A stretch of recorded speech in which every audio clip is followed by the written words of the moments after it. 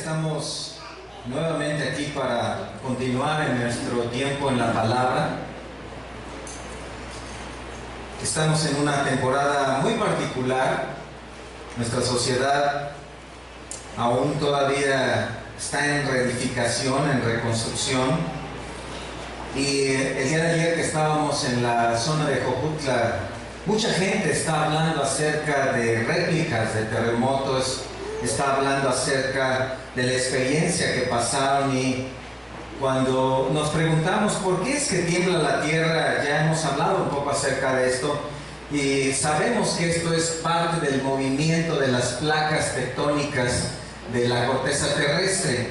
Sin embargo, si vamos un poco más a la profundidad, para entender mejor qué es lo que sucede, debemos saber que la Tierra está compuesta en su núcleo, en su parte interna, tres grandes áreas. La primera de ellas es la corteza terrestre, la parte más externa. Esta corteza está formada por placas de piedra de diferentes tipos, en unas partes más gruesas, como en los continentes, y en otras partes más delgadas, como en los océanos. Estas placas tectónicas van desde 10 kilómetros hasta 100 kilómetros en los continentes. Y después de eso hay una sección que se le llama el manto. Y es un material más suave, es un material que está en contacto en su parte superior con las placas tectónicas, pero luego está en el centro el núcleo, y el núcleo se ha considerado como una bola de fuego, de energía, que está a una temperatura entre 3.500 y 5.000 grados centígrados. ¿Y qué es lo que sucede cuando tiembla? ¿Por qué es que una construcción se mueve? ¿Por qué las columnas vibran? ¿Por qué las construcciones o las edificaciones se caen? Bueno, lo que sucede es que esa construcción, que es la que nosotros vemos, en realidad está sentada sobre cimientos regularmente de roca que normalmente nosotros no apreciamos, pero están ahí, y estos cimientos están sobre o asentados sobre estas placas de piedra o de tierra, como nosotros las vemos. Y estas placas de piedra están sobre el manto, y todo este manto, que tiene miles de kilómetros, entonces está en contacto con el núcleo. ¿Y qué es lo que sucede? Que cuando el núcleo aumenta en su temperatura, gran parte del material que está ahí en contacto comienza a calentarse y comienza a hervir, y como una olla hirviendo, el líquido comienza a subir y empieza a ser expulsado hacia la superficie y atravesar el manto y llegar hasta la parte de afuera. Y tenemos un ejemplo de esto en los volcanes, que cuando hacen erupción, todo ese líquido caliente que viene del fondo sale con gran fuerza. Pero en algunas ocasiones ese líquido que está subiendo, conforme va subiendo, choca con las placas de piedra, con las placas tectónicas, y al estar más frío, entonces comienza a solidificarse. Y cuando una materia toma una temperatura más fría, entonces se expande y entonces comienza a caer. Y esa expansión de todo ese material del manto hace que haya un choque con las placas tectónicas, y esto genera un movimiento. Los geólogos, los investigadores dicen que todas las placas de la Tierra están moviéndose, y a razón de algo así como 2.5 centímetros cada año. Pero cuando hay una ascensión de material de una manera extraordinaria, entonces ese material que se solidifica en la parte de arriba hace que haya un desplazamiento mayor de las placas tectónicas, y entonces esta vibración, este movimiento genera una vibración que sube a la superficie de la tierra y se traslada a los cimientos de la casa, la cual traslada esto a la estructura de la edificación, y como resultado tiembla. Entonces, el asunto está adentro. El asunto está en el centro de la tierra. Desde ahí se genera. Entonces ahora las mujeres no solamente tienen que preocuparse porque cuando llueve tal vez dejaron la ropa tendida afuera, sino ahora hay que preocuparse si tal vez no estás en un lugar donde suba ese líquido caliente que va a generar un temblor en la tierra. El asunto está adentro. El origen de los terremotos sucede en el mismo centro de la tierra.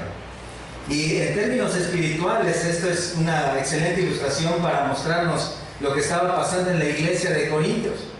En la iglesia de Corinto el problema estaba adentro, el problema estaba en el centro, el problema era interno, había conflictos. La iglesia de Corinto estaba en una situación de gran dificultad espiritual porque lo que estaba sucediendo en ellos eran grupos de lealtad. ¿Recuerdan? Apolos. Había hombres que seguían a Apolos y otros seguían, otros decían, no, nosotros somos de Cefas, y otros decían, no, nosotros somos de Pablo y no queremos a los de Apolos, y nosotros de Cefas tampoco estamos con los de Pablo. Y había esa clase de grupos de lealtad, grupos de choque, que estaban teniendo un problema serio y estaban ocasionando que la iglesia perdiera su función y su esencia. El problema entonces en esta carta a los Corintios tiene que ver con toda la clase de pecados que ellos estaban practicando y que todo esto apuntaba a un pecado de origen, un pecado que se estaba manifestando en conflicto, en lucha, en problemas, en discusiones, en grupos, y ese pecado de origen era el orgullo. El orgullo. Esta sección que estamos estudiando en el capítulo 4 es una sección fuerte, porque aquí vamos a comenzar a descender, así como hace un momento, por lo menos en nuestra imaginación, en nuestra mente, comenzar a descender a dónde está el problema. Vamos a pasar de las placas tectónicas, vamos a pasar del manto y vamos a ir al núcleo del problema que se estaba manifestando en la iglesia de Corinto. Esta sección es fuerte porque trata con las actitudes del corazón, trata con un área profunda del ser interior del hombre, del corazón del hombre, y es el orgullo. Dios ha dado en su palabra todo lo suficiente para que comprendamos cuál es el problema del hombre, cómo tratar con nuestras actitudes, cómo formar un carácter, cómo tratar con nuestros corazones. Y en esta sección, en el capítulo 4 de 1 Corintios, vamos a comenzar a estudiar el primero de 2 sermones para tratar con el corazón. Y vamos a llamarle a esta sección del orgullo a la humildad, del orgullo a la humildad. Esta sección es compleja, pero confío en que nos va a llevar a comprender y a practicar más la actitud que Dios quiere para nosotros, la humildad. Y en este sermón vamos a comenzar a identificar el orgullo y vamos a ver cuáles son 2 de las 3 formas en las cuales se manifiesta el orgullo, para que entonces comprendamos cómo ir hacia la humildad. Y vamos a ver ahí en el capítulo 4, si están abiertos ahí en sus Biblias, capítulo 4 a partir del versículo 6, y voy a dar lectura de los versículos 6 al 8. Capítulo 4, versículos 6 al 8. Primera carta a los Corintios. Pero esto, hermanos, lo he presentado como ejemplo en mí y en Apolos, por amor de vosotros, para que nosotros aprendáis a no pensar más de lo que está escrito. No sea que por causa de uno os envanezcáis unos contra otros. Porque ¿quién te distingue? ¿O qué tienes que no hayas recibido? Y si lo recibiste, ¿por qué te glorías como si no lo hubieras recibido? Ya estáis saciados, ya estáis ricos, si nosotros reináis, y ojalá reinaseis para que nosotros reinásemos también juntamente con vosotros. Hasta ahí vamos a dejar nuestra lectura y debemos recordar que la iglesia de Corinto mostraba un gran orgullo en varias áreas de su vida. Había un fuerte egoísmo, había una lucha de poderes, había grupos de lealtad, había hermanos luchando con otros y la iglesia estaba sufriendo. Por lo que vemos en esta carta, el centro de los pecados de los hermanos tenía que ver con esto, el orgullo. Luchaban por egoísmo, había un egocentrismo en ellos que les llevaba a tomar las armas. Vean, por ejemplo, en el capítulo 6, versículo 7 de esta carta, cuando dice: así que, por cierto, es ya una falta en vosotros que tengáis pleitos entre vosotros mismos.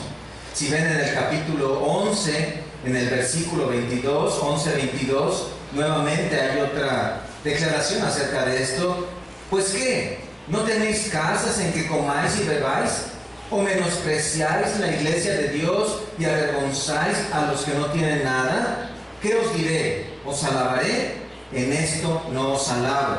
Si dan vuelta al capítulo 12, en el versículo 21, notamos nuevamente cuando dice: ni el ojo puede decir a la mano, no te necesito, ni tampoco la cabeza a los pies, no tengo necesidad de vosotros. Esto es lo que estaba sucediendo en la iglesia de Corinto, una iglesia egocéntrica, una iglesia donde cada uno de los miembros, o la mayoría de ellos, pensaba, hablaba y vivía y actuaba para sí mismo. Y ese corazón egocéntrico es idólatra, es un autoadorador. Y esto les llevaba a luchar por sus intereses. Esto hacía que los hermanos en Corinto tuvieran una perspectiva equivocada incluso de los hombres como Pablo y como Apolos que estaban ahí ministrando. Y si notan, lo que hace el apóstol Pablo de parte de Dios en el versículo 6, es en primer lugar llevarles a una perspectiva correcta de los hombres. Noten ahí en el versículo 6, cuando él dice: pero esto, hermanos, lo he presentado como ejemplo en mí y en Apolos. Los corintios estaban actuando incorrectamente, estaban trayendo el mundo a la iglesia, y Pablo les escribe y les dice: esto lo he presentado como un ejemplo en mí y en Apolos. ¿Qué es esto? ¿Qué es el esto de que habla Pablo? Bueno, es el versículo 1 al 5. Y quiero recordar rápidamente que en los primeros 5 versículos lo que aprendimos fue cuál era la posición, la actitud y la conciencia de un siervo de Dios. ¿Lo recuerdan? En el capítulo 4, versículos 1 y 2, vimos que esa posición era de siervos. En los versículos 3 al 5 vimos que la actitud tenía que ver con una fidelidad a Dios y con una conciencia del juicio de Dios. Los corintios estaban entonces actuando como el mundo. No tenían una perspectiva correcta de los hombres, y esto les hacía sentirse orgullosos de pertenecer a este o aquel grupo, de tener a cierto líder, de no ser parte de aquel grupo, de ser de tal o cual apóstol. Dios lo sabía entonces, y a través del apóstol Pablo les hace un llamado. Y él está diciendo en este versículo 6: esta posición de servidor, esta actitud de fidelidad y esta conciencia del juicio de Dios, quiero que principalmente y primeramente la apliquen a mí y a Apolos. Quiero que las consideren para nosotros dos. ¿Por qué? Bueno, parece que la iglesia de Corinto había sido guiada principalmente por estos dos hombres. Si me acompañan ustedes al capítulo 18 de Hechos, capítulo 18, van a notar ahí que esta iglesia fue el resultado de una predicación del apóstol Pablo. Es capítulo 18 de Hechos, en el versículo 1 dice: después de estas cosas, Pablo salió de Atenas y fue a Corinto. Y ahí en el versículo 4 puedes notar que dice: y discutía en la sinagoga todos los días de reposo y persuadía a judíos y a griegos. En el versículo 8 dice: y Crispo, el principal de la sinagoga, creyó en el Señor con toda su casa. Y muchos de los corintios, oyendo, creían y eran bautizados. Versículo 11: y se detuvo allí 1 año y 6 meses, enseñándoles la palabra de Dios. Esta iglesia fue el resultado de uno de los viajes misioneros del apóstol Pablo, y durante 1 año y medio él estuvo enseñando las Escrituras y predicando a Cristo. Y ya vimos como en el capítulo 2 él dijo que se propuso no saber otra cosa sino a Jesucristo y a este crucificado, capítulo 2, versículo 2. Entonces ellos recibieron profunda enseñanza de la palabra de Dios. Ellos recibieron al apóstol como el principal maestro, y estuvo él durante todo ese tiempo enseñándoles los mandamientos. Pero después Pablo tuvo que salir de ahí. Después de 1 año y medio él fue a otro lugar Y si me acompañan al versículo 27, ahí mismo en Hechos 18, se darán cuenta que llegó entonces otro hombre, dice, y queriendo él pasar a Acaya, los hermanos le animaron y escribieron a los discípulos que le recibiesen. Y llegado él allá, fue de gran provecho a los que por la gracia habían creído. ¿De quién está hablando? Bueno, en el versículo 24 dice que llegó entonces a Éfeso un judío llamado Apolos. Y este Apolos, recuerdan, ya hablamos acerca de él, un hombre gran predicador, un potente orador. En el versículo 27 va a la zona de Acaya, y esta es la zona de Corinto. Y noten la recepción de los hermanos. En el versículo 27 lo que escribimos, le recibieron, fue de gran provecho, con gran vehemencia refutaba públicamente a los judíos. Entonces, tener a Pablo como el fundador y principal maestro de la iglesia, y luego tener a Apolos como un gran predicador de la iglesia, trajo a la iglesia, equivocadamente trajo el que ellos formaran algunos grupos de lealtad. Esto es lo que estaba sucediendo en la iglesia de Corinto. Equivocadamente, esto dividió a la iglesia en grupos. Había una exaltación de los hombres, había una sobrevaluación de estos hombres que ciertamente eran de gran bendición. Sin embargo, Pablo les dice, están equivocados, no deben hacer eso. ¿Por qué? Dice ahí, deben aprender a no pensar más de lo que está escrito, regresando al versículo 6. Deben aprender a centrar la posición de las personas en lo que está escrito, para que aprendáis a no pensar más de lo que está escrito. Debes tener una perspectiva correcta de las personas de acuerdo a las escrituras.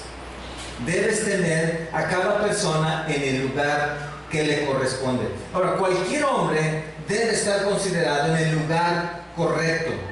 En la iglesia no debe haber una sobrevaluación, no debe haber una estimación excesiva, porque esto es muy peligroso. Es algo así como si tú tuvieras un billete, por ejemplo, de $1 o de $10, y tú quisieras llegar a una casa de cambio y decir, quiero que me dé por mi billete de dólar algo así como unos 150 pesos, ¿qué le parece? Lo primero que te van a decir es, su billete no vale lo que usted cree. Y esto es lo que estaba pasando en términos espirituales, en términos de liderazgo en la iglesia de Corinto.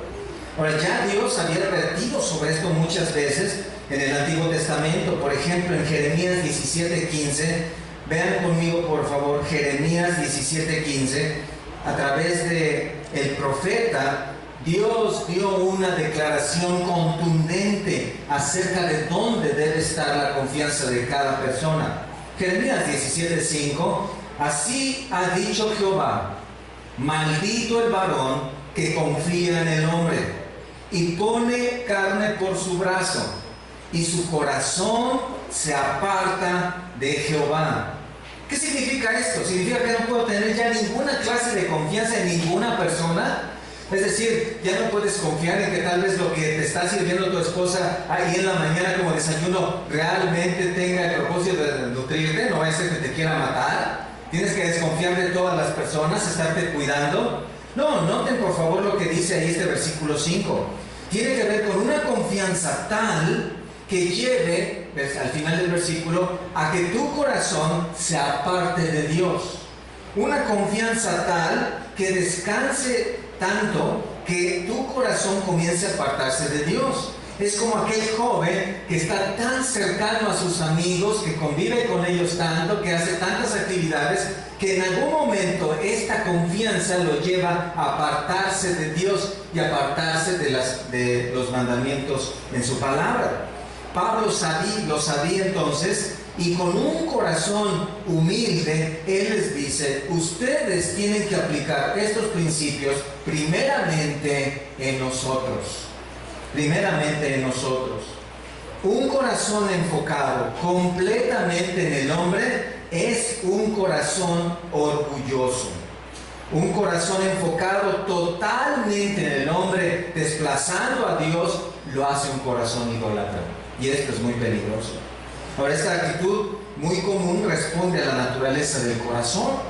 Porque desde Adán y Eva y todas las generaciones, toda la raza humana, somos hombres y mujeres creados para adorar.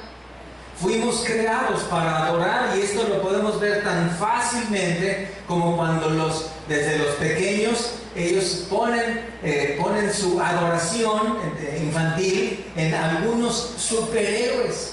Y luego va creciendo ese corazón y va creciendo ese chico, y luego esto cambia por algunas estrellas de deportes o algunos cantantes o algunas actrices, etc. Porque el corazón fue creado para adorar. Y en la iglesia de Cristo, en ocasiones puede darse también esta clase de adoración y esta clase de idolatría, al punto que algunos de los líderes y pastores pueden convertirse en un tipo de semidios en el corazón de las personas. Y esto es muy peligroso. Cuando Dios no está considerado, el corazón queda libre y está dispuesto para adorar cualquier cosa. Es la razón por la cual tú ves hoy gente que prácticamente idolatra a personas famosas en el mundo, y crea incluso grupos no solo de fans y fanáticas de esa persona o de ese famoso, famosa, sino aún en algunos casos grupos que incluso se ostentan como un tipo de iglesia que adora a estos famosos. El corazón fue creado para adorar, y cuando el corazón no adora a Dios, ese corazón buscará a quien adorar. Ahí está el famoso caso de la madre que adora a su hijo o a su hija y aún está dispuesto o dispuesta, como Rebeca, por ejemplo, aún a rechazar, a hacer un lado el mandamiento de Dios por el hijo, la hija. Ahí está el famoso caso del esposo que en algún momento puede adorar tanto a su mujer que la lleva a un punto de la idolatría, o mujeres ya ahora, ¿cierto? A un punto de la idolatría. ¿Y qué decir de las hijas o de la hija en esa famosa edad cuando llega el novio y entonces le hace un nicho en su corazón tan grande que ya no hay manera de cambiar? Y así cada uno de los hombres manifiesta un corazón orgulloso cuando en lugar de adorar a Dios, toma la figura, la persona, alguna persona en su vida, y comienza a adorar. La hija con el novio, el hijo con la novia, el jefe con la secretaria, esposos con mujeres, etcétera, etcétera, y se hace una sociedad de personas que están adorando, pero muchos de ellos no a Dios. Y esto también puede suceder en la iglesia. Estaba sucediendo en la iglesia de Corinto. La gente, gran parte de los hermanos, tenían un corazón desviado porque decían: no, yo soy de Pablo. No, yo soy de Cefas o Pedro. No, yo soy de Apolos. Y tenían a estos hombres no solo como líderes o pastores, sino los tenían prácticamente como sus dioses. Su corazón estaba desviado, y esto es muy peligroso. Vean conmigo, por favor, en el Salmo 118, versículos 8 y 9, cuando dice: mejor es confiar en Jehová que confiar en el hombre. Mejor es confiar en Jehová que confiar en príncipes. Hoy lo que estamos comenzando a ver en nuestra sociedad es una nación que se va a comenzar a dividir en lealtades políticas, ¿cierto o no? Y cuando una persona se sale del partido, entonces ahí van todas las demás personas en lealtad también haciendo lo mismo. Y cuando otros partidos se juntan y forman un frente ciudadano, vemos todo un movimiento de gente que va hacia allá. Y no solamente es una cuestión de preferencia política, esto define y moldea el estilo de vida de las personas, al punto que los puede llevar aún a hacer marchas, a enfrentar a los grupos opositores, aún los puede llevar a negocios de corrupción, puede llevar esto a tratar de dañar a otras personas con tal de que su partido gane. Esto es lo que vivimos políticamente, y prácticamente en estos días, estas semanas y hasta el próximo año a mediados, estaremos viendo toda esta clase de grupos. El problema es cuando estas actitudes se meten a la iglesia. Recuerden que la iglesia de Corinto estaba conformada principalmente por hombres y mujeres griegos, hombres que tenían un trasfondo pagano, que vivían en lo que hoy conocemos como la península griega de Grecia. Y todos ellos que habían llegado a la iglesia pensaron que tal vez dentro de la iglesia era algo similar y que también habría que hacer campaña política y que también habría que lanzar a algunos de los líderes para candidatos. No me extrañaría pensar que algunos de los corintios estaban ahí diciendo Apolos para pastor, y Apolos para esto, y Apolos para lo otro, y ahí estaba la planilla apolónica, y todos luchando porque sus líderes fueran los principales dentro de la iglesia. Hermanos, cuidado, porque aquí no estamos hablando de una confianza habitual, no tiene que ver con cuando tú te acercas a alguno de los pastores, pastor, quiero algún consejo, quisiera que me instruyera acerca de cierta doctrina, y entonces recibes ese consejo, recibes esa doctrina y confías en ello. Aquí estamos hablando de considerar a la persona de una manera desmedida, más allá de lo que la debes considerar. Esta clase de confianza convierte a la persona, escucha, o mueve a la persona a una dependencia total. A una dependencia total, al punto que el cristiano ya no piensa, ya no ora, ya no camina con Cristo, ahora camina con aquel líder. Y cualquier decisión que llegue a tomar, la va a tomar en base no a su oración, no en base a la palabra, sino en base a lo que diga el líder. Y esto es lo que lamentablemente ha producido en nuestro país un gran número de sectas.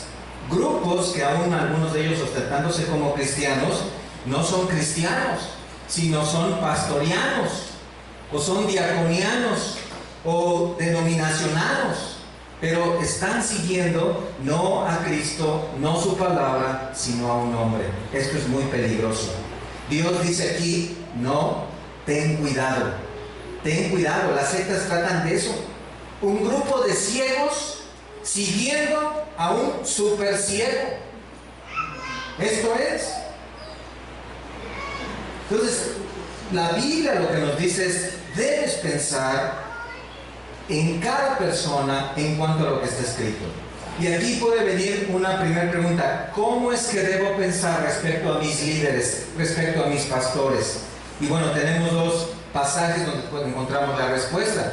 Si ves ahí, por favor, en el capítulo 4, ahí mismo, estamos en 1 Corintios 4, nos dice en el versículo 1 con mucha claridad: así pues, ténganlos los hombres por servidores de Cristo y administradores de los misterios de Dios. ¿Qué somos? Servidores de Cristo. Servimos a un grupo de personas, a una denominación, servimos a una organización. No, dice Pablo, por encima de todo ello, servimos a Cristo. De tal manera que administramos sus misterios. Es decir, ya lo estudiamos esto, hablamos la palabra de Cristo, lo que Él ha revelado en su palabra. No tenemos que ver las distinciones, que si son tales o cuales personas, si estos me caen bien o no me caen bien, si estos son mis familiares o no son mis familiares. Independientemente de quienes sean, tenemos que hablar la palabra de Cristo. En el capítulo 3, versículo 5, un capítulo antes, ya el apóstol Pablo había hablado sobre esto. Les había llevado a una reflexión cuando les dijo, ¿qué? Capítulo 3, versículo 5, ¿qué pues es Pablo? ¿Y qué es Apolos? Servidores por medio de los cuales habéis creído. No más, nada más eso. Servidores. Si me acompañan a la segunda carta, capítulo 4, versículo 5, segunda carta a los Corintios, pero ahora en el capítulo 4, versículo 5, vean por favor lo que dice ahí. Porque no nos predicamos a nosotros mismos, sino ¿a quién? A Jesucristo como Señor, y a nosotros como vuestros siervos por amor de Jesús. Vean el corazón tan humilde del apóstol Pablo, que él se tiene a sí mismo en una correcta perspectiva. Él lo dice soy el superapóstol Pablo. Él no dice, soy el presidente de las iglesias de Antioquía, Acaya y anexas. No, él dice, soy un servidor de Cristo. Soy un servidor de Cristo. Y es muy importante, hermanos, entonces que nosotros consideremos a nuestros líderes, nuestros pastores, de esta manera. Son hombres que han sido llamados por Dios para servirle a Él, para servir a Cristo, para administrar los misterios, para predicar los misterios, para usar lo que los misterios, la enseñanza de la palabra, para edificación de la iglesia. Ya nos lo dice allá en la carta a los Efesios. Vean por favor en el capítulo 4 de Efesios, capítulo 4, en el versículo 11. Como en el capítulo 4, versículo 11 dice, y Él mismo, hablando de Cristo, constituyó a unos apóstoles, a otros profetas, a otros evangelistas, a otros pastores y maestros. ¿A fin de qué?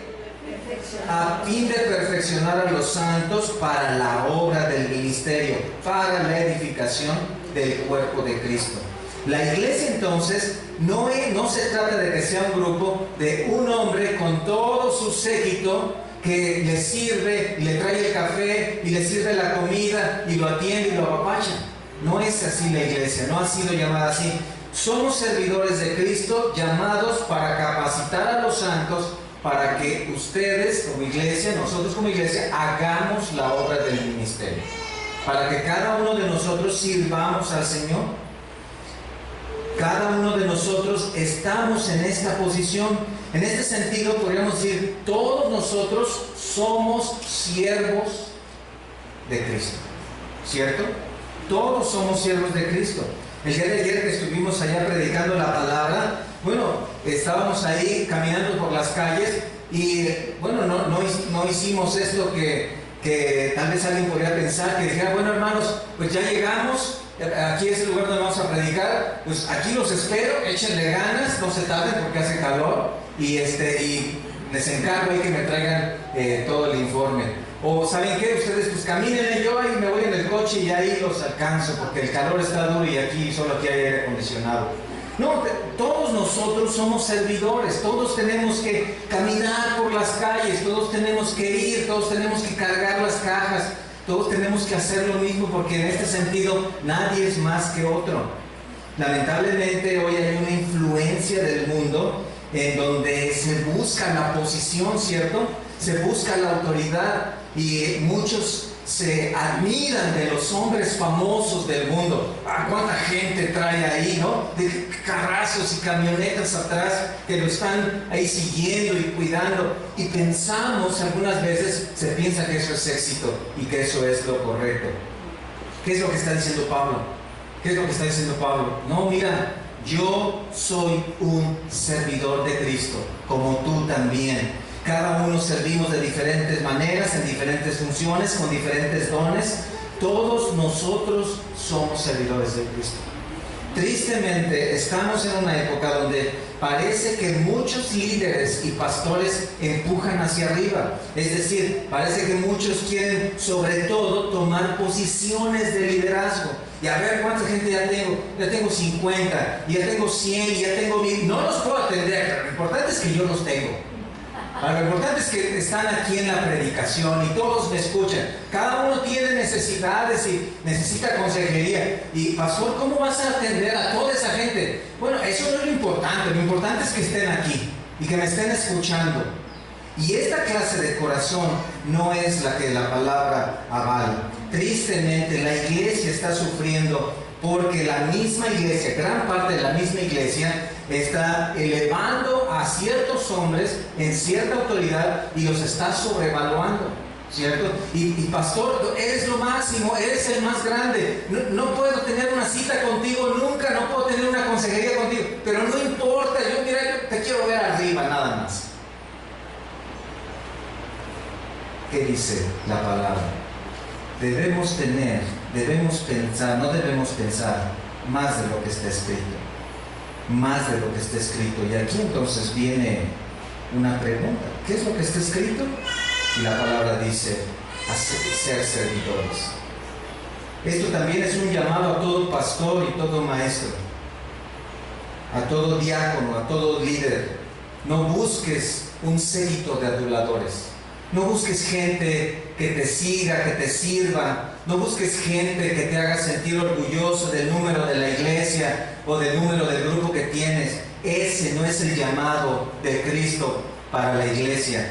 Este es un serio problema en la iglesia cristiana, porque esto lamentablemente trae otro problema más grave, de hombres que se han metido a las iglesias, se han parado en los púlpitos y comienzan a manipularla, y comienzan a hacer que la iglesia vaya en un camino que el Señor no ha marcado, y ejercen un señorío, y se aprovechan de las mujeres, y toman las riquezas de la iglesia y les hacen practicar cosas que la Biblia no enseña, y entonces están llevando a la iglesia a caminos extraños.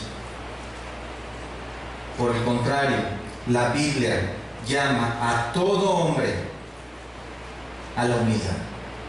La humildad nunca busca exaltarse a sí mismo. La humildad nunca busca exaltarse a sí mismo. La humildad nunca anda en carruaje real. La humildad nunca ha encontrado en la autoexaltación su existencia. Allá en la historia bíblica tenemos grandes ejemplos de hombres humildes y han sido puestos en la palabra precisamente para que cada uno de nosotros lo sigamos. ¿Cómo no recordar al padre de la fe, Abraham, que en Génesis 18:27 dijo: he aquí ahora que he comenzado a hablar a mi Señor, aunque soy polvo y ceniza? ¿Y qué decir de Moisés, el hombre más manso sobre la tierra, que dijo en Éxodo 3:11: ¿quién soy yo para que vaya Faraón y saque de Egipto a los hijos de Israel?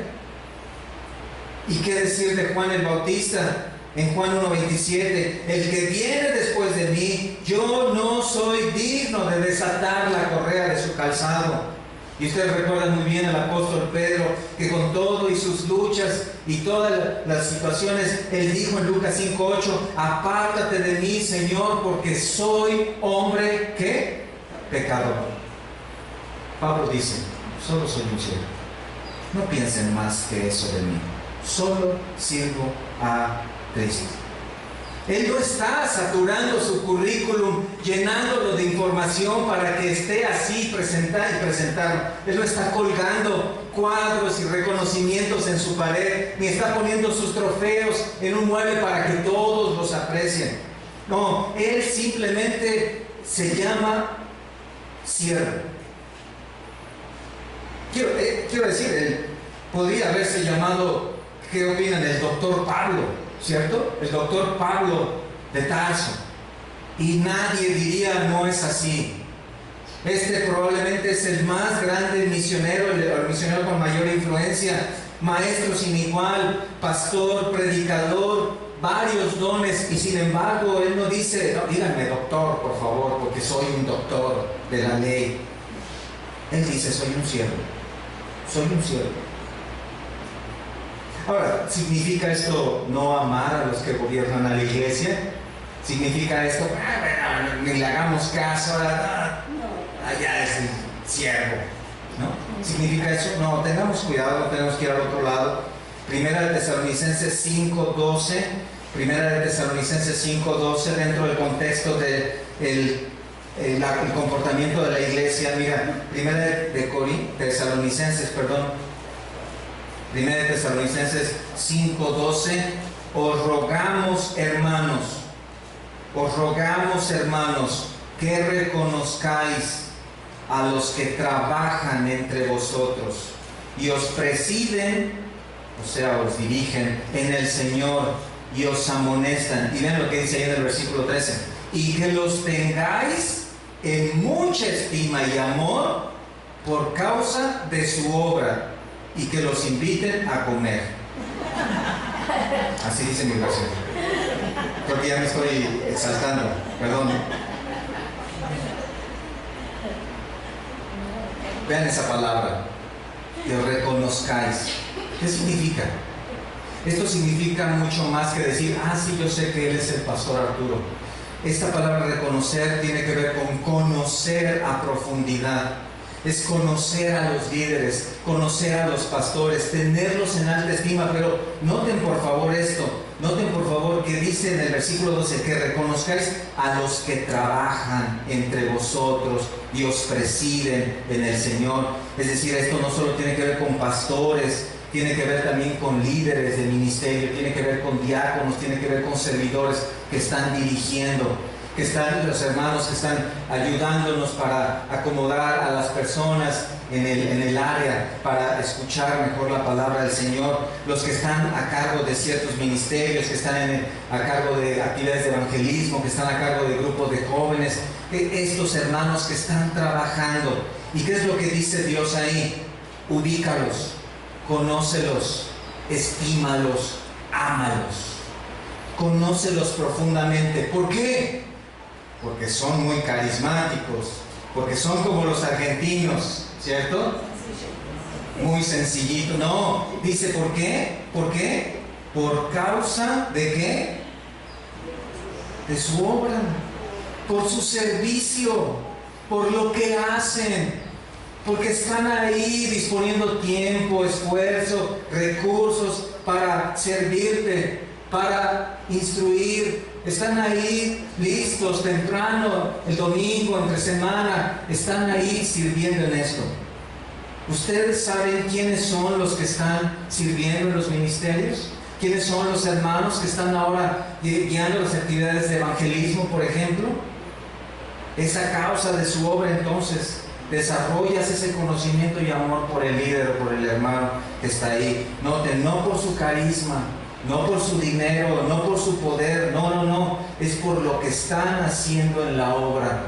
De tal manera que llega un punto en donde tú dices, no solo conozco al hermano, sino además yo quiero servir con ese hermano, yo quiero caminar con ese hermano, porque él está en la obra, él está trabajando en la obra. Miren, lamentablemente hoy estamos en una época en donde la iglesia sufre. Algunos se congregan en iglesias, y muchos en iglesias grandes, y no conocen al pastor. Es allá la persona que está hasta allá, ¿no? Aquella persona que se para. ¿Cómo se llama? No lo sé, pero es allá el pastor. Y lamentablemente están ahí mucho tiempo y no conocen a la gente. Y entonces salen de ahí, van a otra iglesia, y a veces yo les pregunto, ¿y cómo se llama el pastor? ¿Cómo se llama? Creo que Abraham o Isaac o Jacob, no sé cómo se llama. Creo que dijo su nombre en alguna predicación. Y los miembros nuevos entonces llegan a veces a alguna iglesia, por ejemplo como esta, y yo les pregunto, ¿cómo se llama tu pastor? ¿Y cuánto tiempo estuviste allá? Bueno, estuve como unos 200 años en aquella iglesia, pero ya salí de aquella iglesia. Y bueno, digo, es importante que hables con tu pastor.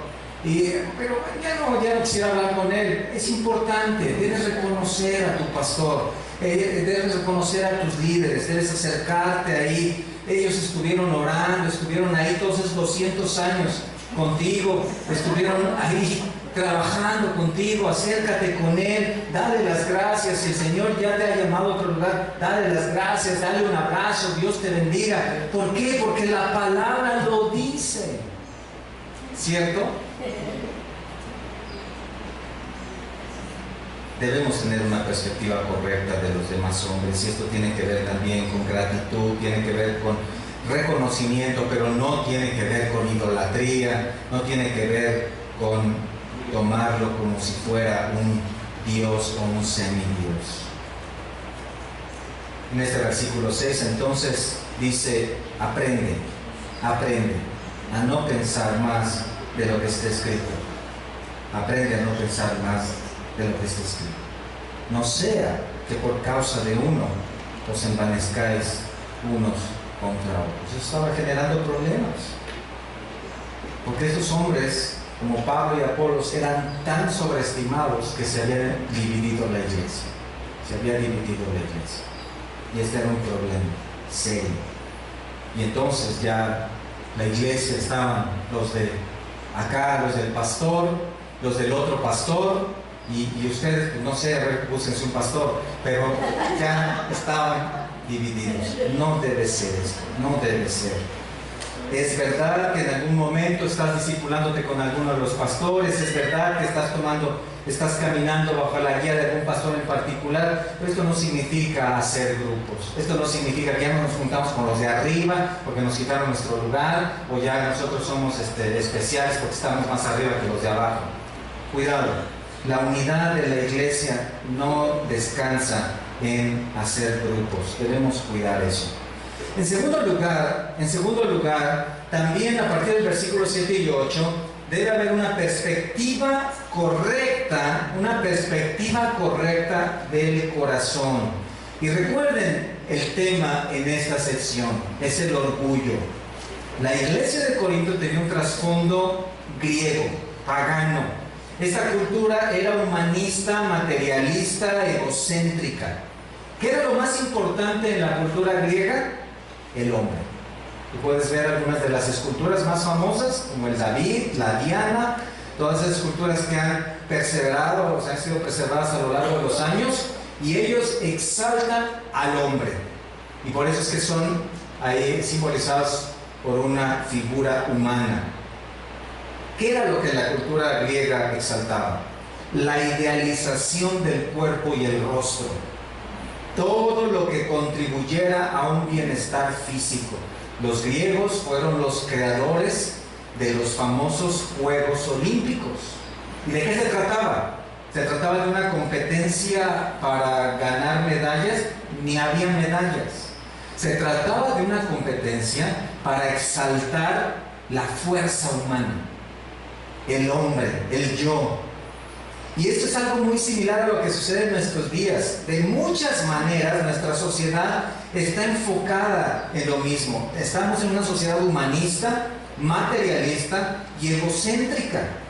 Y aunque sabemos que no es un pecado, por ejemplo, hacer ejercicio, cuidar el cuerpo, tener una buena alimentación, ahora estamos en una época donde ya mucho de lo que está a nuestro alrededor ya se volvió fit, como dicen algunos, ¿cierto?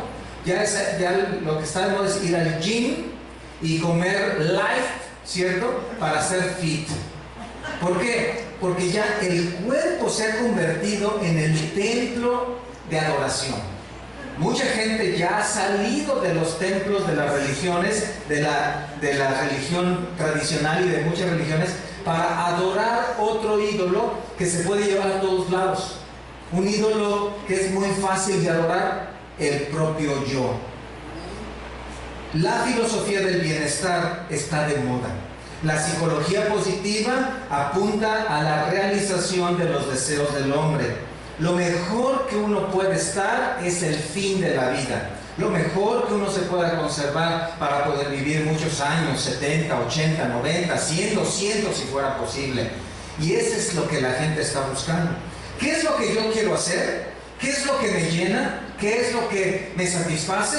Eso voy a hacer. ¿Qué es lo que me mantiene física y espiritualmente, según mis ideas, mejor para hacerlo, lograr mis metas? Eso voy a hacer. Y esa es la clase de mentalidad en la cual hoy la mayoría de nuestra sociedad se encuentra.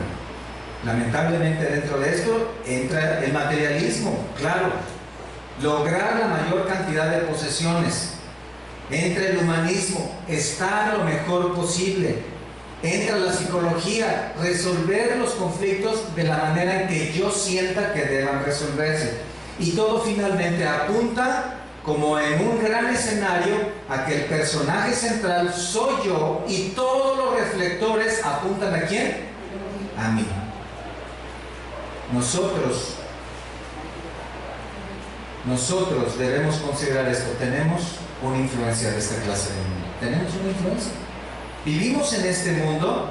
No somos de este mundo, pero vivimos con este mundo, con gente así, convivimos así, con esta clase de gente. Y la cultura griega era tan influyente que miren, hoy por ejemplo nosotros conservamos gran parte de ella.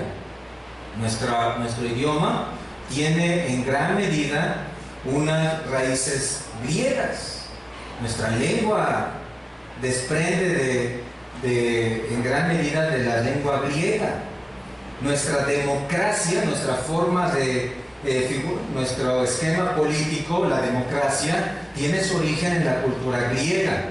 La literatura, por ejemplo, ¿cuáles son las famosas novelas de la literatura griega, la Ilíada, por ejemplo, ¿cierto?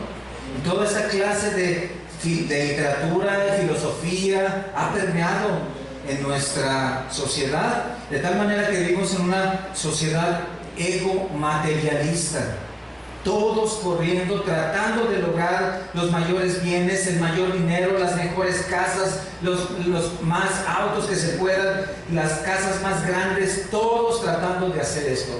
Y luego entonces, esto en ocasiones se mete a la iglesia. Y esto, dice la Biblia, es el orgullo, es el egocentrismo, es el egoísmo. Cada uno en la iglesia pensando acerca de sí mismo.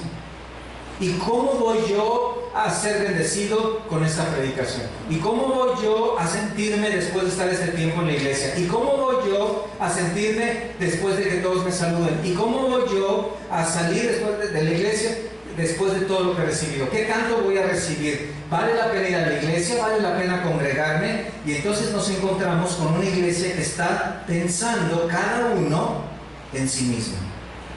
Y esto es lo que se nota en todo el libro de los Corintios. Por ejemplo, ahí en el capítulo 4, versículo 6, al final dice que resultado de todo esto, dice, os envanezcáis unos contra otros. Versículo 7, ¿qué tienes que no hayas recibido? Y si lo recibiste, ¿por qué te glorías como si no lo hubieras recibido? Ven el versículo 18, mas algunos están envanecidos, como si yo nunca hubiese ido a vosotros. Versículo 19, otra vez, iré pronto a vosotros, el Señor quiere, y conoceré no las palabras, sino el poder de los que andan, ¿cómo? Envanecidos. Capítulo 5, versículo 2, y vosotros estáis envanecidos. ¿Por eso qué significa esa palabra? Pensamientos vanos, huecos. Y tiene que ver con pensamientos autoexaltantes, centrados en sí mismo. Noten cómo el orgullo rompe la unidad. Porque si tenemos 60, 70, 80, las personas que sean, y cada persona sentada en un lugar pensando en sí misma y diferente a los que están a los lados, esa persona puede llegar, escuchar, levantarse e irse, y le preguntas, ¿y cómo se llamaba la persona que estaba a tu lado? ¿Quién era la persona que estaba al otro lado? ¿Quién era la persona que nos visitó? ¿La que estaba atrás de ti? No lo sé. Yo solo sé que yo fui y yo recibí, y ya me voy.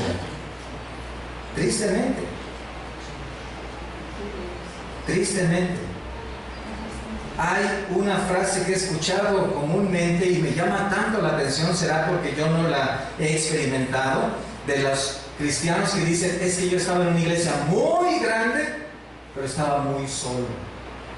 ¿Cómo puedes estar en una iglesia tan grande de cientos o miles y estar solo y sentirte solo? La razón es esta, el orgullo. Nuestro orgullo, que es individualista, egoísta, egocéntrico, que no se fija, no se interesa en los demás, contrario al mandamiento de Cristo. El orgullo rompe la unidad, siempre es destructivo porque coloca a cada persona en una carrera por satisfacer los deseos ¿de quién? De ella misma. Y entonces surge el conflicto. Y entonces en el versículo 7 comienza una sección que parece que va más a la profundidad, porque entonces dice, hay una pregunta, ¿quién te distingue? Esto significa considerar a alguien más importante, es decir, ¿qué te hace superior? ¿Qué te hace pensar que eres mejor? ¿Qué derecho tienes para decir que soy mejor que alguien? Y la respuesta es ninguno. El orgullo es un maestro de la ciencia ficción. En realidad el orgullo es la mejor agencia de publicidad que cada persona puede tener. Porque miren, crea una historia. El orgullo crea una historia de ciencia ficción donde el personaje principal, ¿quién es? Yo. Ella misma, el yo. Y escribe también un libro. El orgullo te escribe un libro de tu historia, donde todas las circunstancias y personas alrededor tienen solamente que ver con cómo contribuye a tu felicidad.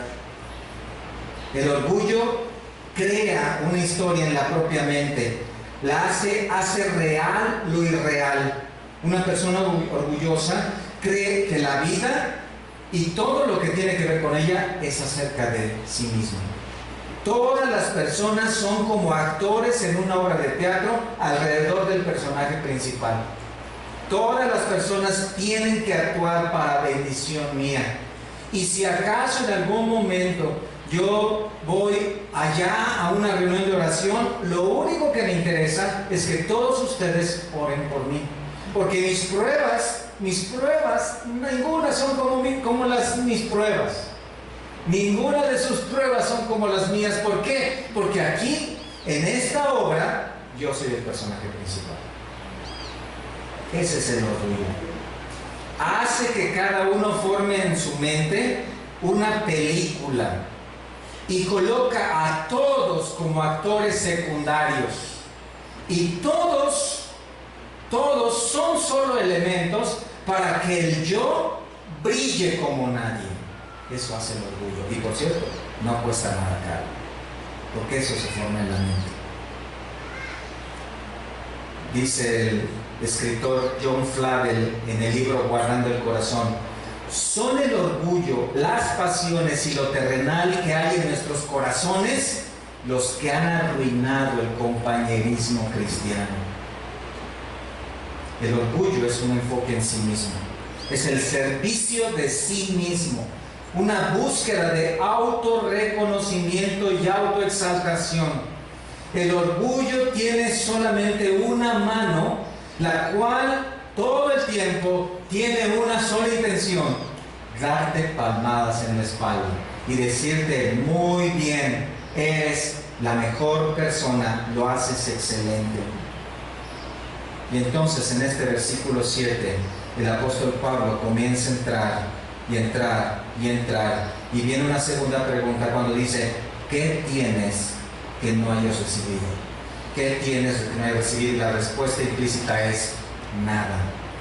Una perspectiva correcta de las bendiciones y capacidades es una necesidad grande del corazón, ¿cierto? Toda buena dádiva y todo don perfecto proviene de lo alto, del Padre de las luces, dice Santiago. Allá en Deuteronomio capítulo 8, el Señor habló acerca de esto tan importante y les dijo a su pueblo Israel que tuvieran mucho cuidado cuando ellos recibieran bendiciones. Deuteronomio 8:11: cuídate de no olvidarte de Jehová tu Dios.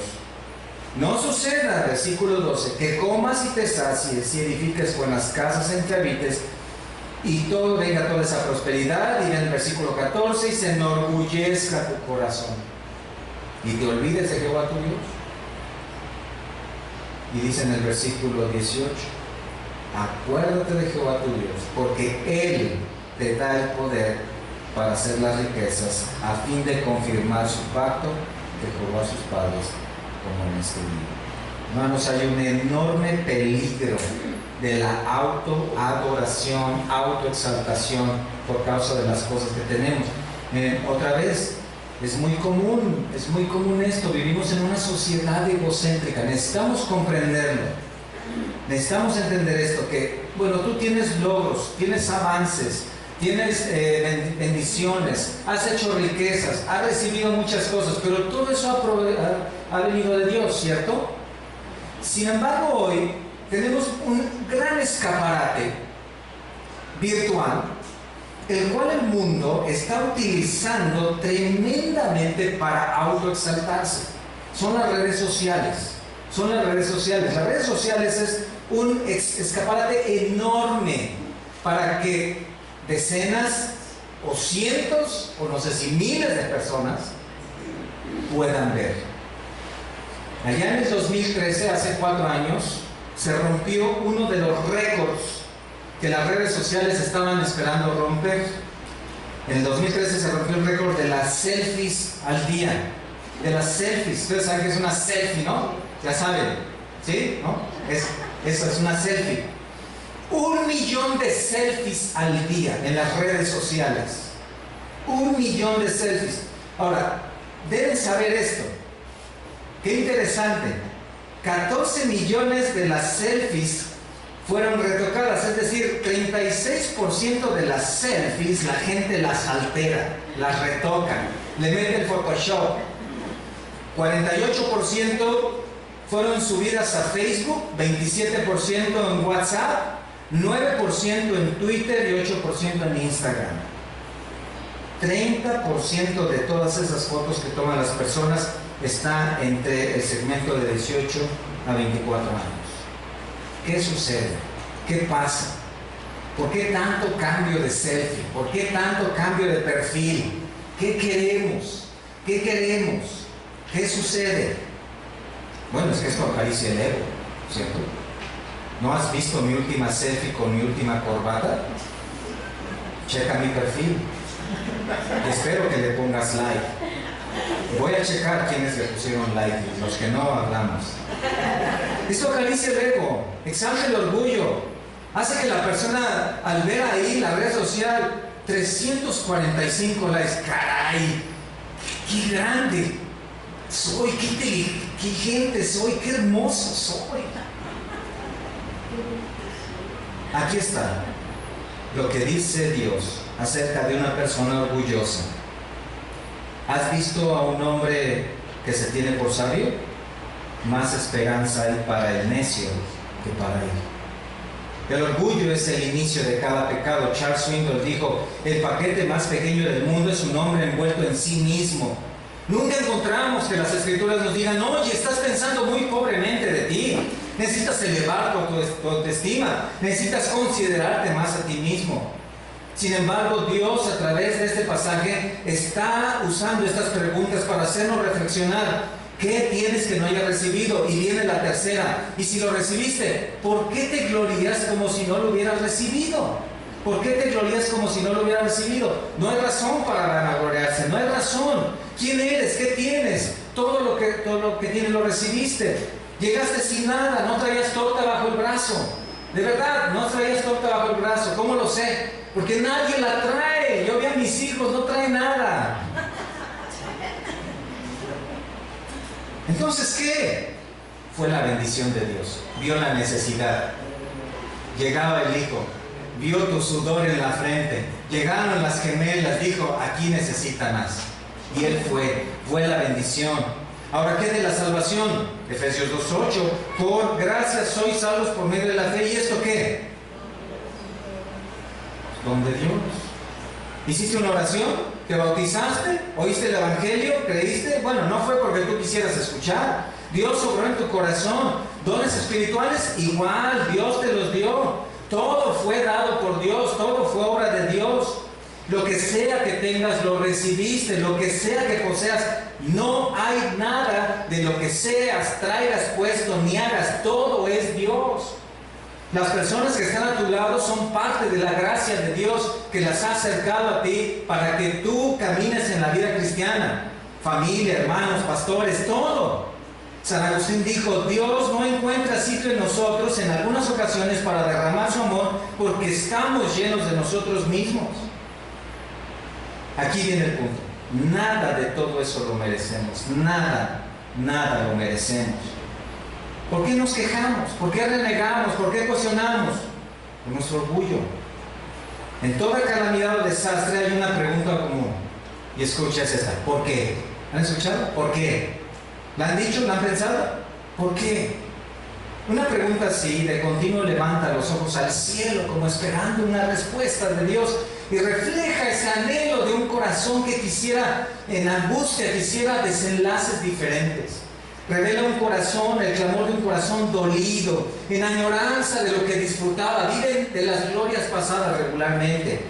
Ha perdido aquello que disfrutaba. Un corazón ansioso, cargado por emociones nuevas que nunca hubiera deseado. Un corazón sin paz, esperando encontrar de alguna manera un retorno a esos tiempos, a esas condiciones, algo de lo pasado, algo de lo que se disfrutó. Y es una pregunta muy común. Y aún cristianos y cristianas se deprimen por eso y dejan de congregarse y dejan de servir y hacen a un lado los mandamientos de Dios. ¿Por qué? Porque es más importante lo que yo creo y lo que yo pienso. Y en ocasiones, como una pequeña luz que traspasa las nubes negras sobre sus cabezas, llega la respuesta de Dios. En la sabiduría el Señor les ilumina para tener la pregunta correcta. Así es, la pregunta correcta. ¿Por qué? ¿Por qué yo tengo un corazón tan orgulloso, cual caballo sin entendimiento, que pese a que Dios dice en su palabra que debo confiar en Él, que debo gozarme en Él, que debo caminar en la vida cristiana, sin embargo reniego, cuestiono, me resisto a la voluntad del soberano Dios, me enojo con todo el mundo, me amargo en mi inconformidad? Y entonces, ¿por qué tengo esta clase de corazón que no acepto con gozo y paz lo que el Padre bueno y sabio ha determinado para mi vida? Y la respuesta es esta: el orgullo. El orgullo. Tengo un corazón orgulloso. Tengo un corazón egocéntrico. Que como las cosas no son como yo las quería, entonces, de entrada, miento.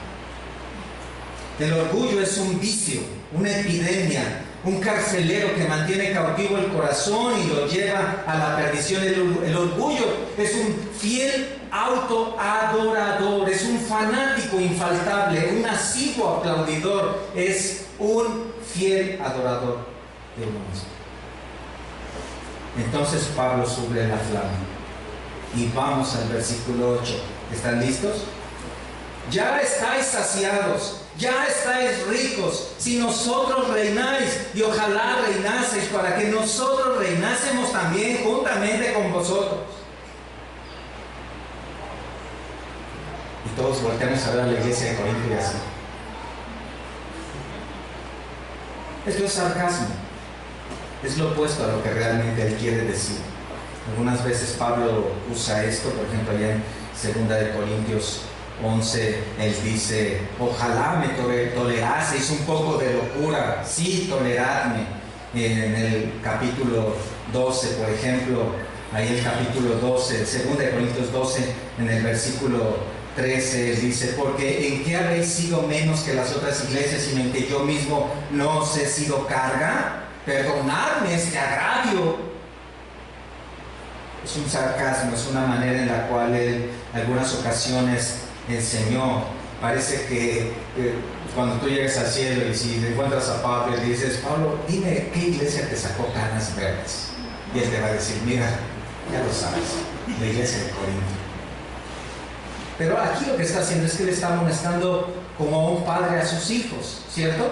Es como aquel hijo que tal vez pidió permiso para ir a una reunión, a una fiesta, y entonces a las 8, muy bien, estás bien aquí, y llega a las 8, pero a las 8 de la mañana, ¿no? Y entonces el papá le dice: no, si quieres, no regreses, si quieres quédate un mes allá, es más, llévate el coche.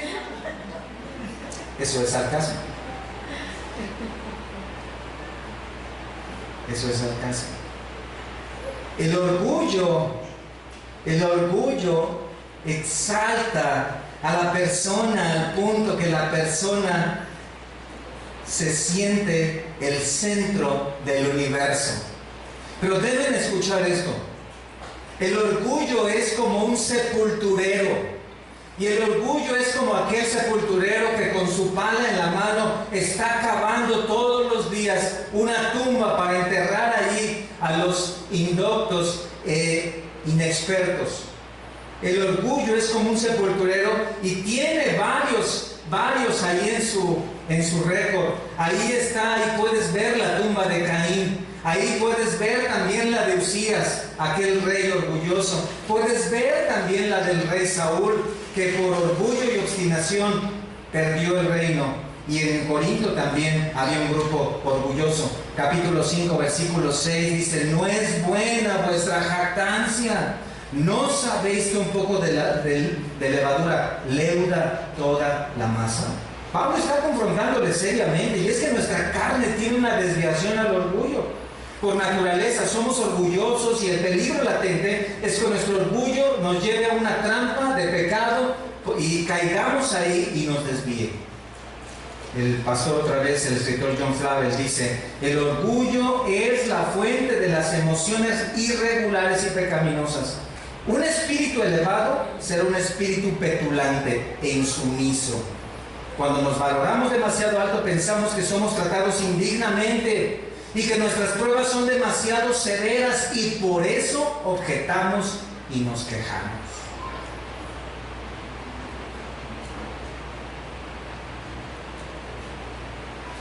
Tal vez tú me puedes decir, bueno, ¿y cómo puedo identificar eso?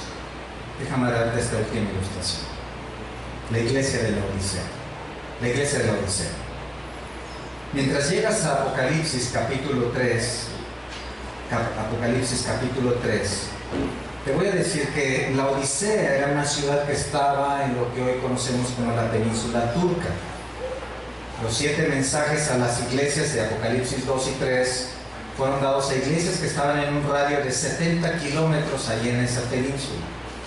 Este mensaje a la iglesia de la Odisea, en el capítulo 3, tiene que ver con una ciudad que anteriormente se llamaba Diospolis, ciudad de Zeus. La Odisea era una ciudad famosa porque era un centro comercial, tenía operaciones monetarias, era famosa por una industria de tejidos de lana negra y que hacía una tela especial y esto lo exportaban a muchas partes. Era también sede de una prestigiosa escuela de medicina, particularmente oculista. Había algo muy especial en la ciudad. La ciudad tenía un acueducto de agua tibia. Esta agua la traían desde manantiales de aguas termales, la cual al paso lo llevaban hasta la ciudad y cuando llegaban y ellos tomaban esta agua estaba tibia. En Apocalipsis capítulo 3, versículos 14 al 17, Dios da un mensaje, el Señor da un mensaje a esta iglesia. Y le dice, escribe al ángel de la iglesia en la Odisea, he aquí el amén, el testigo fiel y verdadero, el principio de la creación de Dios, dice esto: yo conozco tus obras, que ni eres frío ni caliente, ojalá fueses frío o caliente, pero por cuanto eres tibio y no frío ni caliente, te vomitaré de mi boca.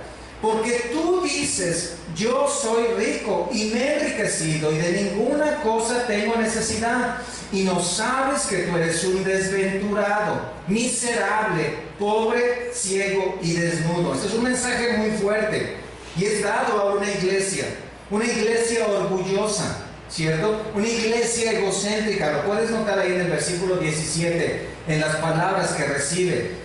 Aquí el Señor expone cuáles eran sus pensamientos y su principal sentir. Ahora, esta iglesia orgullosa que les fue llamada al arrepentimiento, noten cuáles eran las evidencias de su caminar. Dice, yo conozco tus obras, que ni eres frío, ni eres caliente. Ni eres frío, ni eres caliente, eres tibio. Dios está usando ahí una ilustración haciendo referencia a esta agua termal. Es decir, ¿cuál es la característica de una persona orgullosa? Es esta: una vida tibia. Una vida tibia. Medio sí, medio no. Medio sirvo, medio no. Medio me congrego, medio no. Medio leo, medio no. Medio oro, medio no. Medio. ¿Por qué? Porque la persona está más ocupada en sí misma. La persona está más ocupada en sí misma. Es una persona que regularmente la puedes identificar porque es carente de servicio. No está interesada en servir a los demás porque está tan ocupada en sí mismo. Su amor primero es hacia sí mismo. Entonces hay tantas cosas en la vida que ya no queda tiempo para alguien más. El orgullo es característica de quienes no tienen ningún interés de bendecir a los hermanos de la iglesia.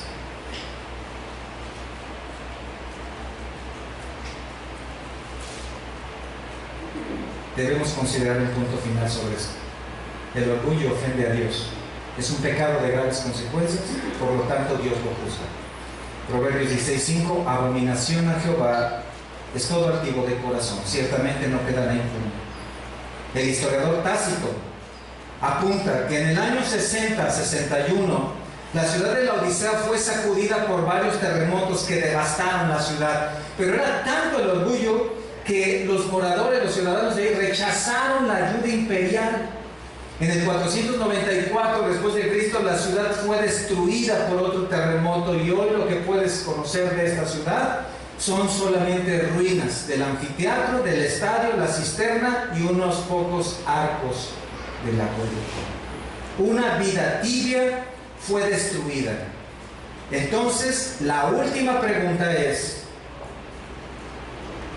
o mejor dicho, la última pregunta, la pregunta correcta no es ¿soy orgulloso? ¿Soy orgullosa? Sino, ya saben, ¿en qué soy orgulloso?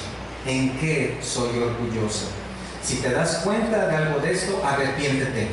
Identifica el pecado, confiésalo delante de Dios. Cree en el Señor Jesucristo, el cual vino para pagar por los pecados de los que creen en Él. Entrega tu vida a Él, vuélvete a Él. Deja tu orgullo, deja tu enojo, deja tu amargura, sirve al Señor, entrega toda tu vida, descansa en su soberanía y cree que todas aquellas cosas que no están alineadas a tu voluntad, en primer lugar, escucha, no deben estar alineadas a tu voluntad.